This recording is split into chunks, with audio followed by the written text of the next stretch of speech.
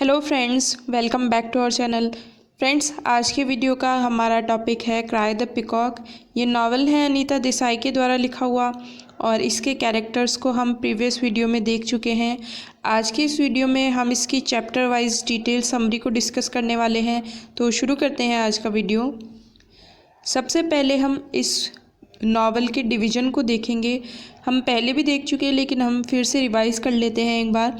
देखिए, ये पूरा नावल जो है वो 3 पार्ट्स में डिवाइडेड है।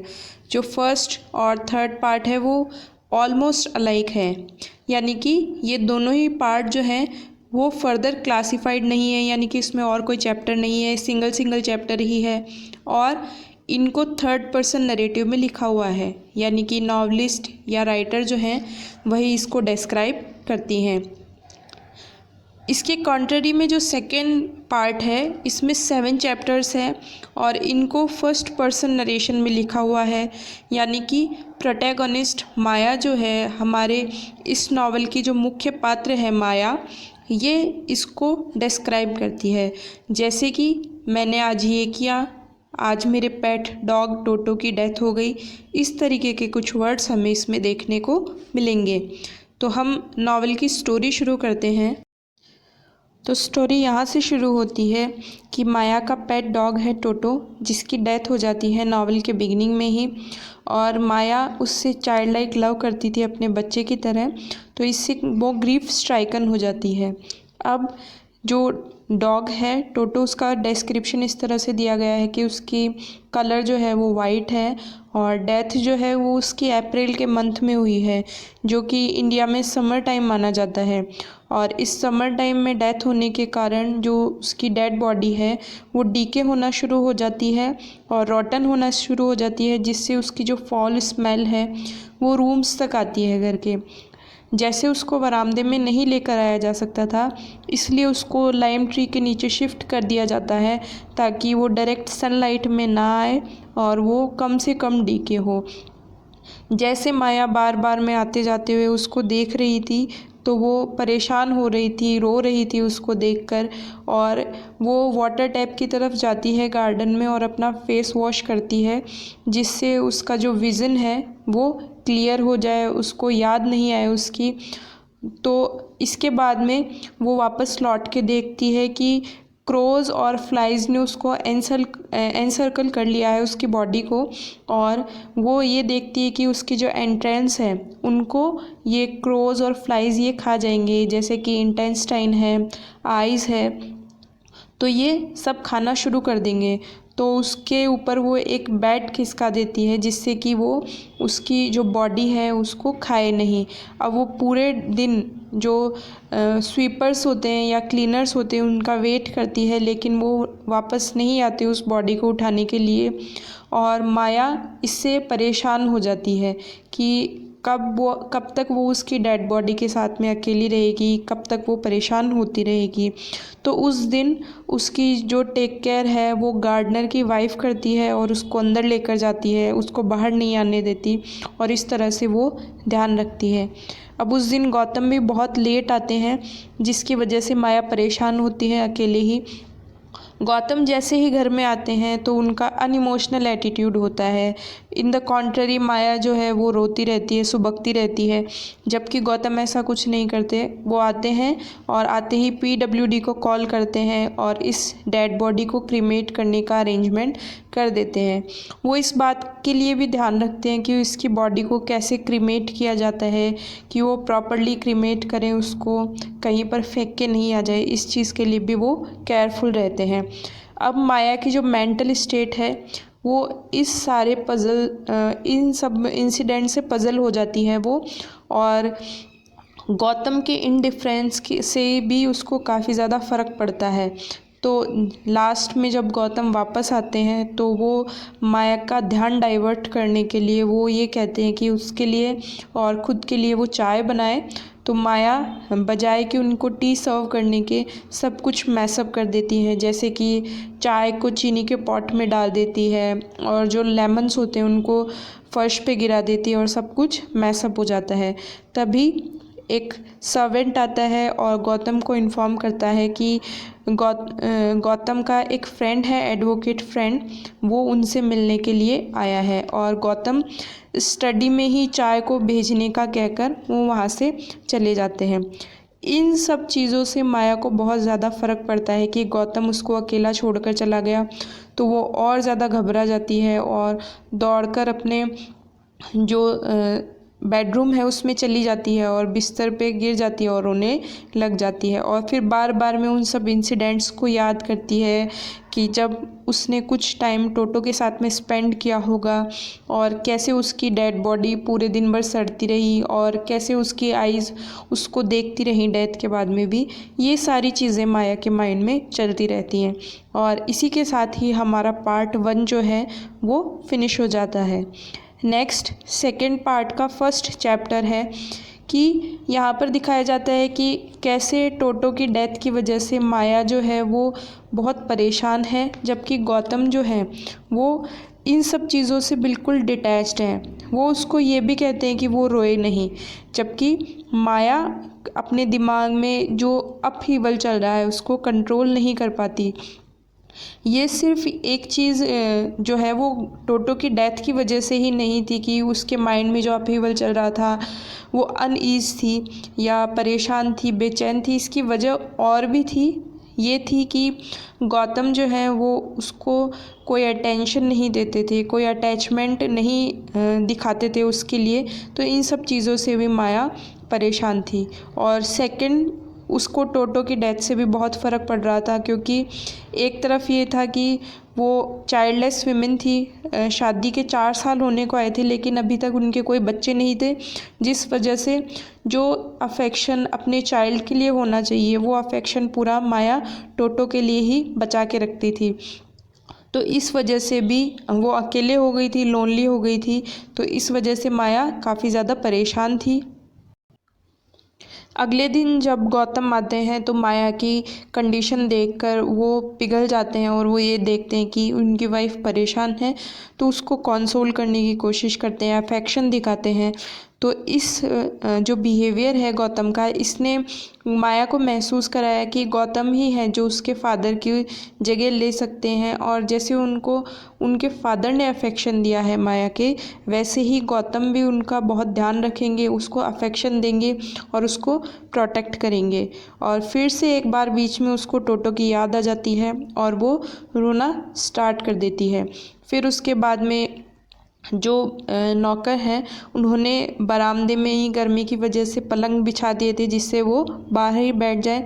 और गौतम भी उसको बाहर ले जाते हैं और एक चेयर पे बिठा देते हैं और बाहर जो बगीचे में जो फ्लावर्स है उसकी स्मेल उसको आती है और वो बहुत ईज़ में और बहुत शांति से वहाँ पर बैठी रहती है। लेकिन वो इस टाइम से हेल्यूसिनेट करना शुरू कर देती है। उसको कोई चीज़ जब प्रेजेंट नहीं होती तो भी वो वहाँ पर दिखाई देती है। फॉर एग्ज़ाम्पल कि वो चेयर से कूद जाती है और चिल्लाने लगती है कि सांप है, सांप है, जबकि वहाँ पर कोई भी सांप नहीं होता। और जो लोग वहाँ पे प्रेजेंट होते हैं जैसे कि सर्वेंट्स है, गौतम है, वो वहाँ पर सब कुछ मैसअप फिर से कर देती है। फिर इसके बाद में वो गौतम के साथ में बगीचे में टहलने लग जाती है और गौतम वो कन्फेस करता है कि वो पूरे दिन उसको टोटो की डेड बॉडी के साथ रहना पड़ा और वो उसके साथ नहीं रह पाया और परेशान होती रही। वो ये सब चीज़ें वो उसको कहता है। फिर उसके बाद में वो गीता के श्लोक बताना शुरू कर देता है, फ़िलॉसफी के बारे में बताना शुरू कर देता है। लेकिन माया जो है वो अपने खुद के वर्ड में ही इतना बिज़ी रहती है कि वो गौतम की बातों पर ध्यान नहीं देती। लेकिन गौतम ने जो ऐसे अफेक्शन के साथ में उसके साथ में बिहेव किया, तो इस वजह से उसके मन में काफ़ी ज़्यादा शांति इस बात की बनी रहती है कि कोई ना कोई उसके साथ में है। लेटर ऑन वो गौतम से पूछती है कि जो ये तुम्हारा जजमेंटल वर्ड है, जो लीगल वर्ड है, उसमें लोग जो हैं वो पैसों के लिए या प्रॉपर्टी के लिए ही केस क्यों बनाते हैं, इन सब चीज़ों के लिए केस क्यों नहीं बनाते कि कोई लव है या अफेक्शन है या लाइफ है, इन सब चीज़ों के लिए केस क्यों नहीं लड़े जाते। लेकिन गौतम इसका कोई जवाब नहीं दे पाते। अब जो माहौल है वो बहुत ज़्यादा रोमांटिक हो गया था। विंड चल रही थी बाहर और गौतम जो है वो कॉन्ट्रेरी में माया के बिल्कुल अपोजिट हैं, तो वो बिल्कुल रोमांटिक महसूस नहीं करती इस मौसम में और माया को फिर से वो लोनलीनेस वाली फीलिंग आ जाती है और उसकी आंखों में फिर से आंसू आ जाते हैं। तो इस बार गौतम फिर से एक उर्दू की शायरी पढ़ते हैं और माया फिर से उसको वापस अटैचमेंट फील करने लग जाती है। तो ये पूरा नावल जो है वो साइकोलॉजिकल है, बार बार में वो डिटैच्ड और अटैच्ड फील करती है। अब माया ने फिर से ज़िद की कि वो बाहर ही खाना खाएगी और स्टार्स को देखेगी, क्योंकि वो जो उर्दू कपलेट गौतम ने पढ़ा था उससे काफ़ी ज़्यादा इम्प्रेस्ड होती है और वो चाहती है कि ज़्यादा से ज़्यादा टाइम गौतम के साथ में स्पेंड करे। लेकिन गौतम जो है वो खाना वगैरह खाकर अपने काम में बिज़ी हो जाता है और उसको माया से या उसके लोनलीनेस से कोई फ़र्क नहीं पड़ता और फिर से उसके माया के माइंड में बहुत सारी चीज़ें वापस से चलने लग जाती है कि गौतम डिटैच्ड है, ये अटेंशन नहीं देते या हमारी लाइफ ऐसी ऐसे कैसे है। तो ये सारी चीज़ें उसके माइंड में चलती रहती हैं। तभी उनको जो सर्वेंट क्वार्टर्स है उनसे राधा कृष्णा की चैंटिंग सुनाई देती है और जो कपलेट पढ़ा था कुछ टाइम तक उसको अच्छा लगता है, लेकिन फिर उसको बाद में वो भी अच्छा नहीं लगता। फिर उसके बाद में वो वापस से हेल्यूसिनेट करती है कि उसने देखा कि कथकली डांसर्स जो हैं उनके जैसे कोई शैडोज़ उसको दिखाई दी जो कि छत पे जा रही हैं।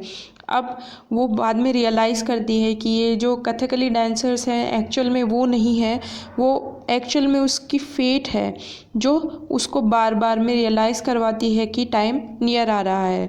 अब फिर लास्ट में इस चैप्टर के वो विज़न देखती है या वापस से रिकॉल करती है एल्बिनो एस्ट्रोलॉजर, जिसका फर्स्ट टाइम मेंशन आता है इस नावल में कि वो याद करती है कि उसकी एक आया थी तो उसको एल्बिनो यानी वाइट कलर, ठीक है। तो एल्बिनो एस्ट्रोलॉजर के पास उसको लेके जाती है और वो एक टेम्पल के बाहर एक बहुत डार्केस्ट एक रूम था उसमें बैठा था और उसने माया के हैंड्स को देखा और उसकी जो कुंडली आती है उसको देखा और फिर उसने प्रेडिक्ट किया कि शादी के 4 साल के अंदर उसकी या गौतम की दोनों में से एक की डेथ हो जाएगी और ये प्री मैच्योर डेथ होगी।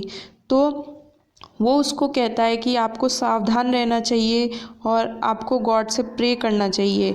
इन सब चीज़ों के लिए वो उसको अवेयर कर देता है। तो ये सारी चीज़ें एक्चुअल में जो माया की परेशानी का कारण है, रीज़न है, वो यहाँ पर निकल के आ जाता है।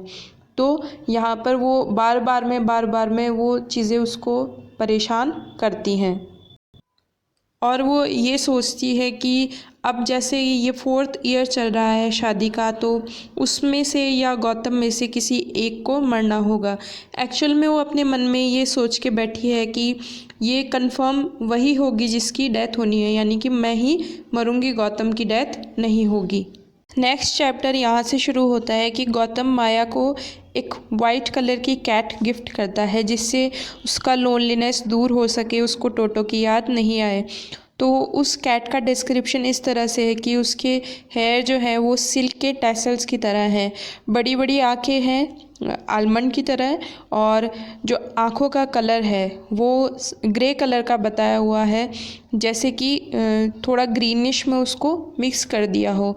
और ये कैट जो है वो माया की बहुत अच्छी कंपेनियन बन गई और ये घर और गार्डन हर जगह उसको पीछे पीछे उसके चली जाती थी, तो जिसकी वजह से माया हैप्पी थी।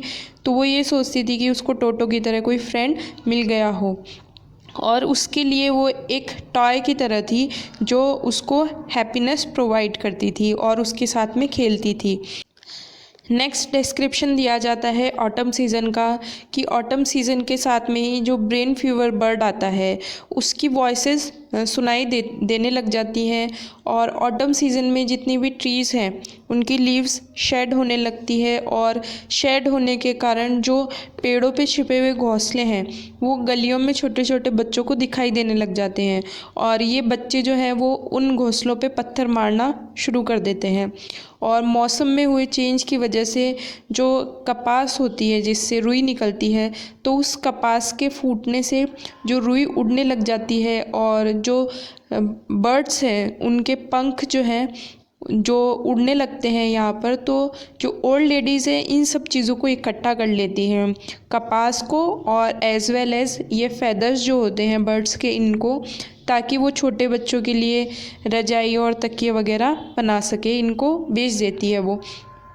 माया भी देखती है कि उसके बरामदे में कबूतरों के घोंसले बना लिए हैं और उनमें से छोटे छोटे बच्चे निकल रहे हैं, लेकिन उनकी जो कूक है उससे वो परेशान फिर से हो जाती है, क्योंकि ये कूक जो वर्ड है उनका बार बार का, इसको ये मानती है कि ये बैड ओमेन का सिंबल है, क्योंकि ये उसको मानती है कि ये सिनोनिम है कि चले जाओ चले जाओ, इन सब चीज़ों का वो सिनोनिम है, गो अवे गो अवे।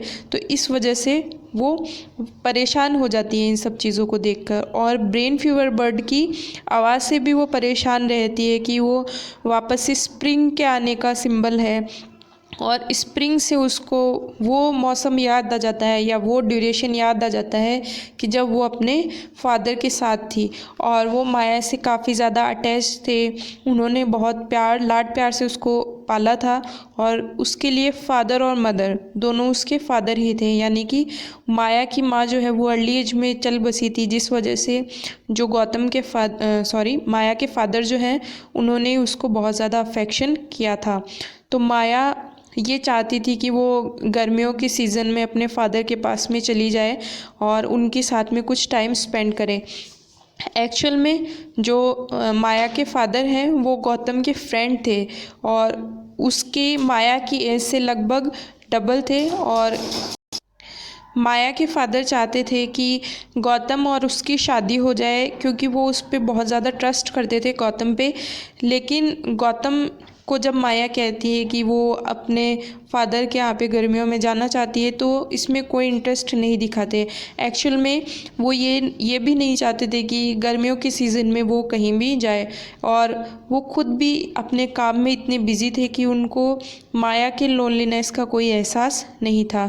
फिर उसके बाद में माया चाहती है कि वो दार्जिलिंग या और किसी जगह पे चली जाए, या फिर त्रावणकोर, कोचीन, मैसूर या मालाबार में से एक शॉर्ट वेकेशन के लिए चली जाए, जहाँ पे वो कथकली डांसर्स को देख सके। लेकिन गौतम जो है वो उसको अप्रिशिएट नहीं करते उसके सजेशंस को, और वो उसको कहते हैं कि जब कथकली बैलेट्स जो हैं वो यहाँ पर आएंगे दिल्ली में, तब तक वो वेट करे, और ये कंपैरेटिवली लेस कॉस्टली भी होगा। तो ये मटेरियलिस्टिक चीज़ें जो हैं वो माया को बहुत बॉदर करती हैं, और उसकी परेशानी दिन ब दिन मेंटल टॉर्चर जो है वो बढ़ता जाता है, क्योंकि वो रिमेंबर करती है बार बार में इन सब चीज़ों को कि उसके फादर ने कोई भी विल उसकी इस वजह से अनफुलफिल्ड नहीं रखी कि उनके पास पैसे नहीं हों, या इकोनॉमिक कंडीशन को उन्होंने कभी भी बीच में नहीं आने दिया। और एक वो फेरी वर्ड जो था उसमें उसको उसके फादर ने रखा था, और वो ये भी याद करती है कि कैसे वो छोटे छोटे गेम्स में उसको सपोर्ट करते थे, उसके साथ में खेलते थे। तो ऐसा ही लव, ऐसा ही अफेक्शन वो यहाँ पर भी चाहती थी अपने ससुराल में भी, लेकिन उसको वो अफेक्शन, वो लव नहीं मिल पाता था। फिर इसके बाद में गौतम की मदर का और उसकी फैमिली का मेंशन आता है कि गौतम की मदर जो है वो भी माया की तरफ बहुत कम ध्यान देती थी, उसको अफेक्शन नहीं करती थी। हालांकि वो सॉफ्ट काइंड हार्टेड लेडी थी, लेकिन वो माया की तरफ बहुत लेस अट्रैक्टेड थी, या उनसे बहुत कम अटैचमेंट रखती थी। इन द कॉन्ट्ररी जो गौतम है वो अपने भाइयों के साथ भी बहुत कम बात किया करता था, और माया को इस चीज़ के लिए ही सब्जेक्ट माना जाता था कि वो हाउस होल्ड वर्क करे, बच्चों का ध्यान रखे, खाना बनाए, शॉपिंग करे, मैरिज की तरफ ध्यान दे। और इसके अगेंस्ट अगर वो कुछ भी लग्जरी वर्ड में कुछ चाहती थी तो ये एक एज अ क्राइम समझा जाता था। तो माया को एक ऐसे वर्ड से ऐसे वर्ड में लाया गया जो बिल्कुल अपोजिट था। एक तरफ वो जहाँ पे अपने पेरेंट्स के यानी अपने फादर के घर में रहती थी, और कॉन्ट्रेरी वो जब अपने ससुराल आई तो उसका जो नेचर है वो पूरा बदल गया था। अब फिर माया को हर बार उसके फादर कन्विंस करते ससुराल जाने के लिए और हर बार माया मना कर देती थी और कई बार उसने अनविलिंगनेस भी दिखाई कि मैं वहाँ पर नहीं जाना चाहती हूँ, लेकिन फादर ने कंसोल किया कि जल्दी ही सब कुछ ठीक हो जाएगा। अब माया जो है वो अपने ही ख्यालों में खोई रहती थी और गौतम उसको मेंशन करता है कि उनको लाल्स के यहाँ पे पार्टी में जाना है। तो इस रेफरेंस ने माया को फिर से पास्ट में ले जाके पहुंचा दिया कि जब उसके फादर जो है वो पार्टीज़ थ्रो किया करते थे, उसकी लाइफ में बहुत सारे फ्रेंड्स थे और फिर उनमें से वो कई फ्रेंड्स को याद करती हैं, जिनमें से एक होती है लैला। तो लैला ने एक टीबी पेशेंट से शादी की थी और वो फेट में बहुत ज़्यादा बिलीव करती थी और फेट में बिलीव ने ही माया को परेशान कर दिया था कि ऐसा कैसे हो सकता है। बाद में उसने खुद को एडजस्ट कर लिया अपनी लाइफ में। नेक्स्ट फ्रेंड को वो याद करती है पॉम। पॉम जो है वो अपने नाम के अकॉर्डिंग ही बहुत मोटी सी और पिंक कलर की और बहुत सुंदर लेडी थी और उसको अपने फेट में बिलीव नहीं था और वो चाहती थी कि वो एक एक्टिव लाइफ स्पेंड करे और कुछ नयापन हो उसकी लाइफ में और चकाचौंध वाली लाइफ उसको बहुत ज़्यादा पसंद थी। अब वो ये देखती है कि उसकी लाइफ में कोई भी एक ऐसा फ्रेंड नहीं है जो अपने ग्रीफ को जिसके साथ में वो शेयर कर सके और हर बार उसको वो एक ही चीज़ याद आती है कि जो एल्बिनो एस्ट्रोलॉजर ने कहा है वो कब सच हो जाएगा। तो आई होप आपको ये 2 पार्ट्स यहाँ तक के समझ में आए होंगे। नेक्स्ट पार्ट को हम नेक्स्ट वीडियो में डिस्कस करेंगे। मिलते हैं आपसे नेक्स्ट वीडियो में। Till then bye bye, thank you.